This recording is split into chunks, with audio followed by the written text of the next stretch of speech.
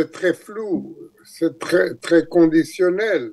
C'est pas que le Conseil de sécurité de l'ONU a décidé la création d'un État palestinien. Pas du tout. Il a dit que si dans le futur, certaines conditions qui sont très difficiles pour l'autorité palestinienne seraient remplies, on pourrait considérer au conditionnel l'établissement d'un État palestinien. Nous avons le plaisir d'être en ligne avec Avi Pazner. Avi, bonjour, Boker Tov. Bonjour, Boker Tov, Daniel. Merci d'être avec nous ce matin sur Radio Kalita. Je rappelle à nos auditeurs qui ne le savent pas encore, ils doivent être très peu, que vous avez été ambassadeur d'Israël en France et en Italie. Avec vous, je voudrais que l'on revienne sur les derniers développements diplomatiques de la nuit dernière et de la journée d'aujourd'hui. Les derniers développements, vous le savez, c'est la résolution qui a été votée par le Conseil de sécurité de l'ONU, la résolution américaine sur la seconde étape du fameux plan de Donald Trump sur l'avenir de la bande de Gaza. Et cette résolution, elle mentionne la possibilité de voir la création d'un État palestinien, une autodétermination pour les Palestiniens, si bien entendu plusieurs conditions posées sont remplies, comme par exemple la réforme, on va dire, au sein de l'autorité palestinienne. Et alors, Avi, je voudrais avoir votre appréciation. L'ambassadeur d'Israël à l'ONU, Danny Danon, s'est félicité de cette résolution, alors qu'on avait le sentiment qu'elle embarrassait considérablement Israël et qu'Israël avait essayé justement de modifier cette clause concernant l'État palestinien. On doit être préoccupé par le vote de cette résolution par le Conseil de sécurité?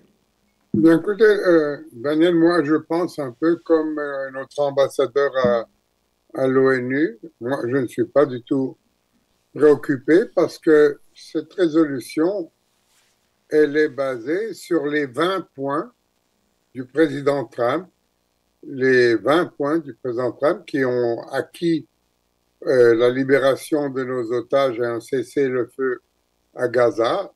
Ça, c'est la première phase, évidemment. Mais c'était déjà dans les 20 points du président Trump, il y avait déjà cette clause. Alors, je dois vous dire, Daniel, que c'est très flou, c'est très conditionnel. C'est pas que le Conseil de sécurité de l'ONU a décidé la création d'un État palestinien. Pas du tout. Il a dit que si dans le futur, certaines conditions qui sont très difficiles pour l'autorité palestinienne seraient remplies, alors on pourrait considérer, au conditionnel, on pourrait considérer sous certaines conditions l'établissement d'un État palestinien. Il y a tellement de si et de mais que ce n'est pas quelque chose, évidemment, qui va se passer dans les mois ou dans les prochaines années à venir. Donc, moi, je suis comme l'ambassadeur Danon, je ne suis pas du tout inquiet sur cela, et j'aimerais juste souligner, Daniel, que les seuls qui se sont opposés à cette résolution, c'était le Hamas, dans le monde entier. Et pourquoi?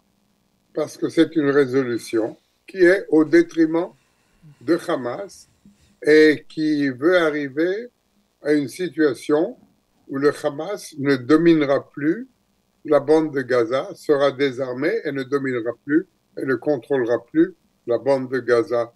Donc, pour tous ceux qui sont inquiets, je dirais, regardez le Hamas, regardez sa réaction et tranquillisez-vous. Alors, avant de parler d'un État palestinien, il y a d'autres clauses, effectivement, dans cette résolution. Il y a en particulier le désarmement du Hamas. Et là, franchement, on a beaucoup de mal à imaginer comment le Hamas, dans la conjoncture actuelle, alors qu'il est en train de reprendre du poil de la bête dans la zone qui est encore sous son contrôle, dans on va dire l'ouest de la bande de Gaza, comment le Hamas peut être désarmé. Vous avez-vous une idée comment on peut forcer, alors que même on ne voit pas les pays du monde entier se bousculer pour participer à la force multinationale qui doit être créée? Bien, écoutez, bien sûr, c'est la question la plus épineuse. Qui va désarmer le Hamas? Et pour le moment, vous n'avez que 3 pays qui ont indiqué qu'ils sont prêts à envoyer des troupes à Gaza. C'est l'Égypte, la Turquie et le Qatar.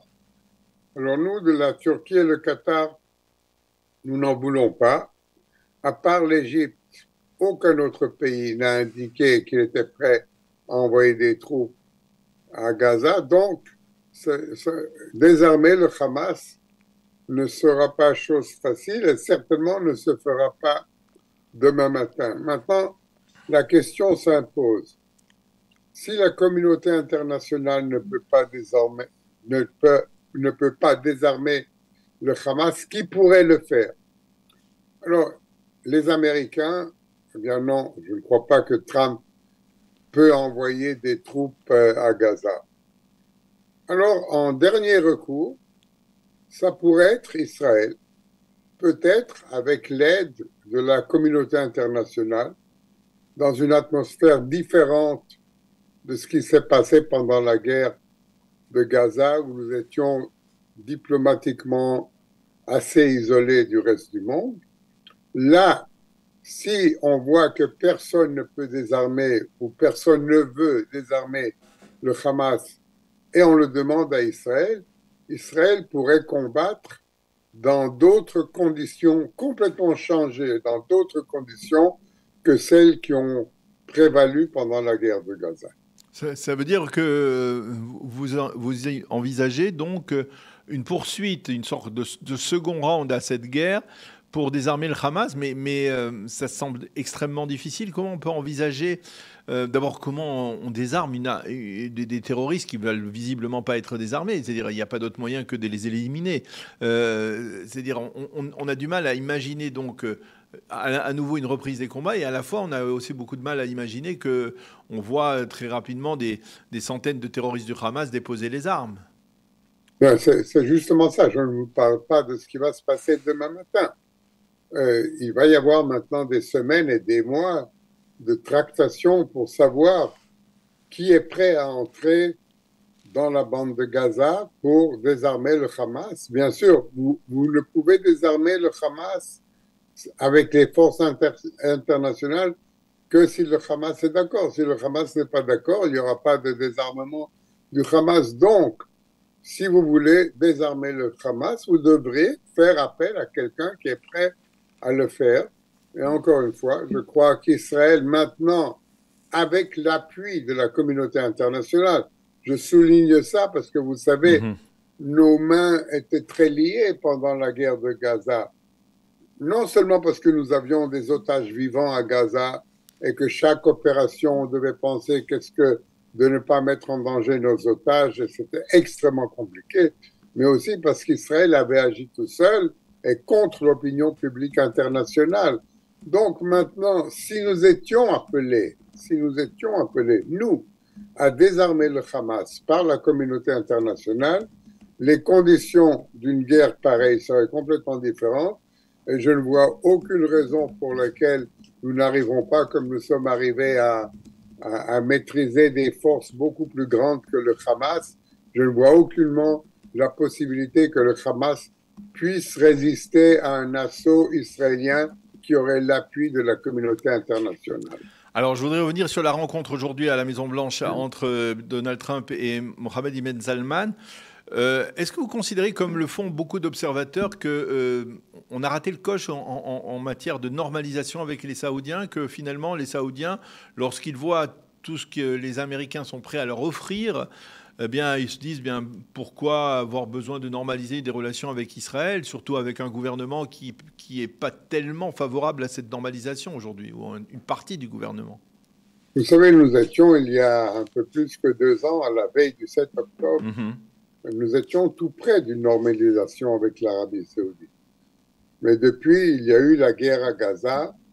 Je ne sais pas si l'opinion publique saoudienne aujourd'hui est d'accord pour cette normalisation comme elle était il y a 2 ans. Et d'un autre côté, je vois que le président américain Trump est prêt à aller très loin dans ses relations avec l'Arabie saoudite. Hier soir, il a même annoncé que l'Arabie saoudite recevrait des avions F-35 ce qui n'est pas un développement positif pour la sécurité de la région. L'Arabie saoudite va peut-être aussi recevoir le permis d'activer un nucléaire civil. Et je peux voir aussi l'Arabie saoudite vouloir un pacte de défense avec les États-Unis. Donc là, nous avons une situation, nous avons un président américain qui favorise l'Arabie saoudite, mais d'un autre côté est aussi un grand ami d'Israël. Alors nous allons tous voir aujourd'hui si Trump peut convaincre Mohammed Ben Salman, peut-être pas d'une normalisation complète avec Israël dans les conditions actuelles, mais d'un début de normalisation. On peut penser à beaucoup de choses, comme déjà on avait eu par exemple le survol des avions israéliens sur l'espace aérien saoudien, par exemple. On pourrait penser à établir des bureaux de contact, sinon des ambassades. Et il y a beaucoup de choses que l'on peut faire s'il y a une bonne volonté de la part des Saoudiens. Et moi, j'ai confiance en président Trump. Toujours, je vois le président Trump en ami d'Israël. Et je suis sûr qu'il sait exactement nos positions. Et espérons encore quelques heures, voir s'il arrive à tirer quelque chose de MBS après toutes les bonnes choses qu'il a fait pour lui et tout ce qu'il lui a donné. Eh bien, nous allons rester sur cette question-là, cette interrogation de votre part, Avi Pazner. Merci beaucoup d'avoir accepté de répondre à nos questions à la veille, donc à quelques heures de cette rencontre entre Mohammed Ben Salman et le président Trump et au lendemain de cette résolution des Américains votée au Conseil de sécurité sur l'avenir de la bande de Gaza. Merci, Avi, d'avoir été avec nous. Bonne journée, à bientôt. Merci à vous, Daniel. Merci beaucoup.